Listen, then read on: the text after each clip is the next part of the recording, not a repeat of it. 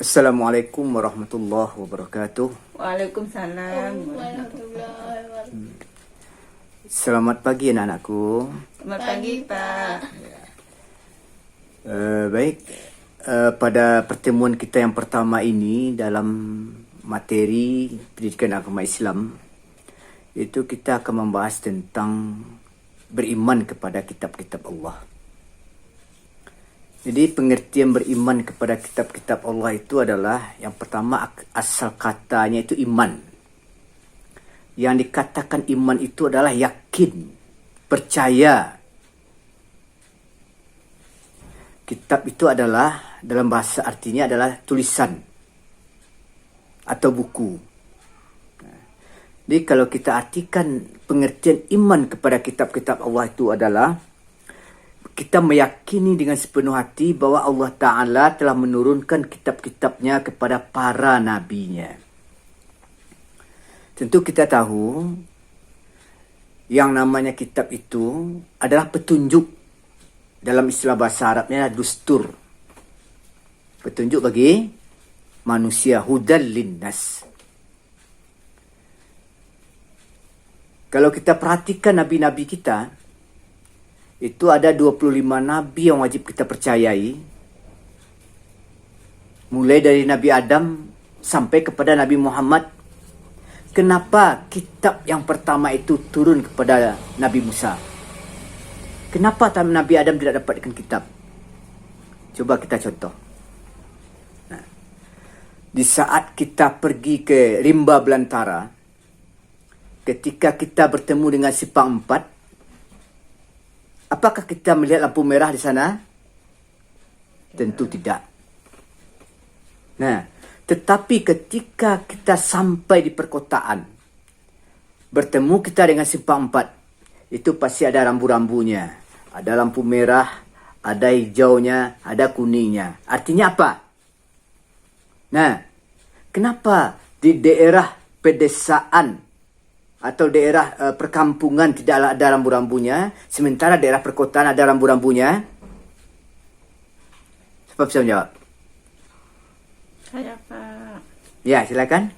Karena di kota banyak warganya. Pari?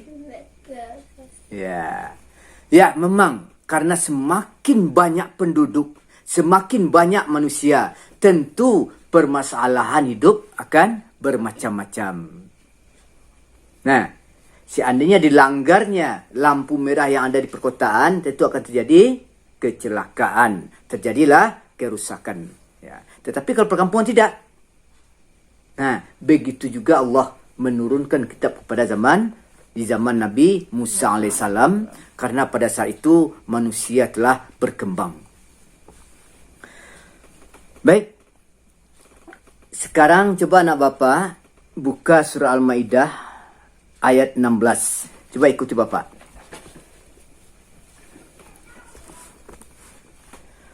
A'udzu billahi minasy syaithanir rajim. Ya, sama-sama. 1, 2, 3. A'udzu billahi minasy syaithanir rajim. Bismillahirrahmanirrahim. 1, 2. Bismillahirrahmanirrahim.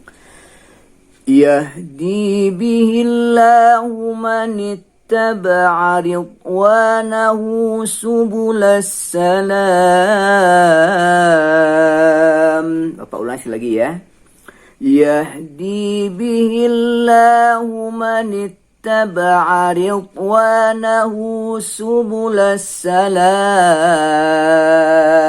Ya, 1, 2, 3.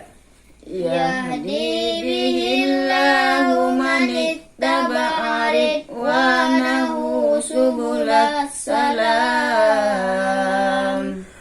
Wa yukhrijuhum minal zulumati ilan nuri biiznih. Tuh, 2. Wa yukhrijuhum minaz zulumati ilan nur ويهديهم إلى صراط مستقيم ويهديهم إلى صراط مستقيم صدق الله العظيم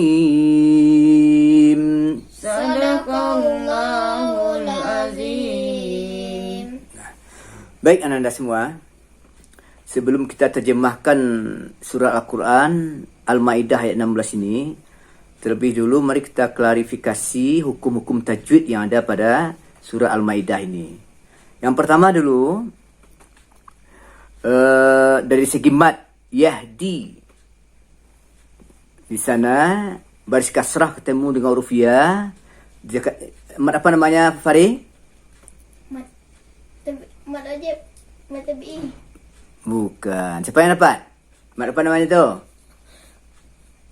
Mat tabi'i. Okey, mat asli ya. Atau mat asli. Karena ya mati sebelumnya berjumpa dengan huruf dengan baris kasrah. Baik, lanjut. Manittaba'a ridwanahu subulas salam. Nah, di sini. Ridwanahu. Ada huruf domah terbalik istilahnya kan. Jadi siapa yang dapat itu? Mat apa tu namanya? Ada lagi satunya mat bihillah. Ya, bihillah. Ya, itu mat asli juga. Mat asli berbaris tegak. Okey. Baik, ridwanahu. Nahunya itu. Apa yang dapat? Domah terbalik. Mat iwat, mat atu. Ya. Dulu ketika bapak kecil-kecil dulu, itu namanya mat badal. Rupanya bukan itu yang mat badal. Rupanya itu adalah namanya mat silah. Mat apa namanya? Mat silah. Ya, mat silah kasirah. Ulangi, mat silah kasirah. Jadi mat silah kasirah ini ada dua macam. Yang pertama huruf domah terbalik, kemudian yang kedua adalah pada huruf ha yang berbaris kasrah tapi dia baris tegak. Gitu. Itu namanya mat apa namanya tadi? Mat silah. Okey. Kita lanjut. Wa yukhrijuhum minadh dhulumati ilan nuri biiznih. Pertanyaan.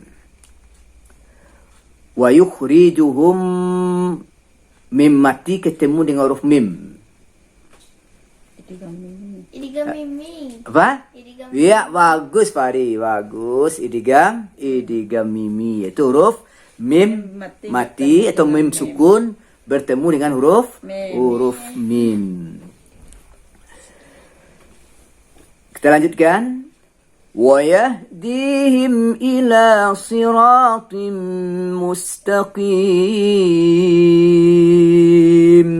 Okay. Ini وَيَهْدِيهِمْ إِلَى, mim mati juga berjumpa dengan huruf alif atau huruf hamzah. Apa namanya? Izhar safawi. Apa ya? Bagus. Izhar safawi. Ya, izhar safawi ya. Jadi kenapa safawi di sana?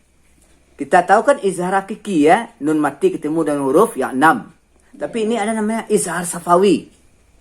Apa pengertian safawi? Safawi itu adalah dua bibir. Artinya huruf yang keluar dari dua bibir itu mim. Mim. Ya, mim. Dijelaskan bunyi mimnya itu bukan izhar safawi. Nah, jadi kalau mim mati itu, ini 3 hukum bacaannya. Yang pertama namanya idgham mimi, itu di atas. Mim ketemu dengan huruf mim. Mim sukup ketemu dengan huruf mim. Yang kedua namanya ikhfa safawi. Itu ketika mim mati atau mim sukun ketemu dengan huruf ba, pintar. Kenapa dibaca ikhfa? Artinya apa? Apa beda huruf mim dengan ba? Bedanya adalah ketika kita melafazkan huruf mim, itu yang kita pakai adalah bibir luar. Mim. Perhatikan mulut Bapak. Mim. Ma. Wa mimma.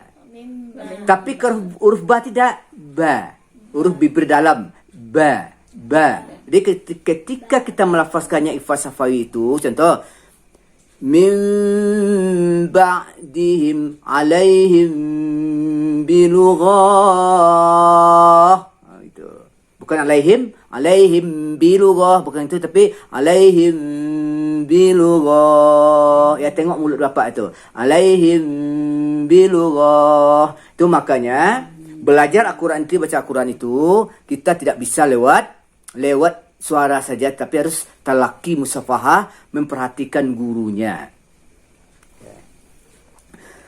Nah, kemudian yang ketiga baru namanya ishar safawi. Artinya apa? Dijelaskan bunyi mimnya.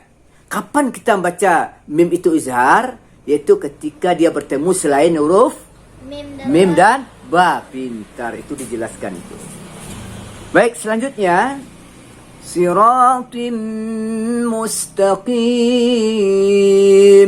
Tanwin berjumpa dengan huruf mim. Coba, siapa yang dapat apa hukumnya? Idgham al-gunnah. Ya, bagus Susi. Idgham ma'al gunnah.